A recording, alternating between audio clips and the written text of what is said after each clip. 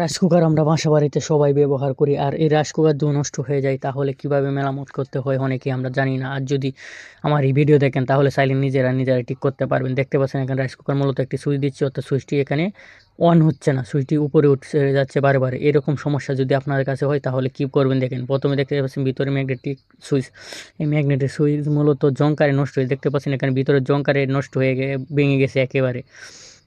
তো মূলত এই সুইচটাই খারাপ হলে এরকম সমস্যাটাই বেশি হয়। তারপরে আমি খুলে দিচ্ছি এবং আপনাদেরকে দেখাচ্ছি। তো প্রথমে উল্টিয়ে তারপর এটা খুলে নেব। খোলার পরে দেখতে পাচ্ছেন এখানে সুইচটি পাল্টিয়ে নিলাম, এই পুরাতন সুইচটা এটা পাল্টিয়ে এখন নতুন এই সুইচটা এটা লাগিয়ে দেবো। এটা লাগানো খুবই সহজ, উপর দিকে নিয়ে শুধু ভিতর দিকে চাপ দিলেই লেগে যায়।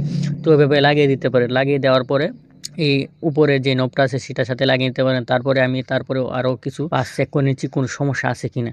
যেহেতু মোবাইল আমি এক হাতে ধরে আর অন্য হাতে ভিডিও করছি, এই জন্য পুরো ভিডিওটা দেখাতে পাচ্ছি না। তারপরেও যদি বুঝতে অসুবিধা হয় অবশ্যই কমেন্টে জানাতে পারেন। দেখতে পাচ্ছেন এখন আমি ফিটিং করে নিয়েছি, করে তারপর এসি কোডটা লাগিয়ে দিলাম।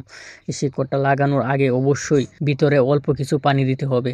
দেখতে পাচ্ছেন এখানে ভিতরে কিছু পানি দিয়ে নিলাম। এখন সকেটে প্লাগ লাগিয়ে সুইচ টিপ দিয়ে নিলাম। সুইচ টিপ দেওয়ার পরে তারপরে দেখতে পাচ্ছেন এখানে হলুদ বাতি জ্বলে উঠছে, অর্থাৎ হলুদ বাতি যখন আসছে তার মানে আমাদের লাইন চলে আসে। এখন যখন টিপ দিলাম তারপরে এখানে লাল বাতি জ্বলেছে, অর্থাৎ ফুল হচ্ছে।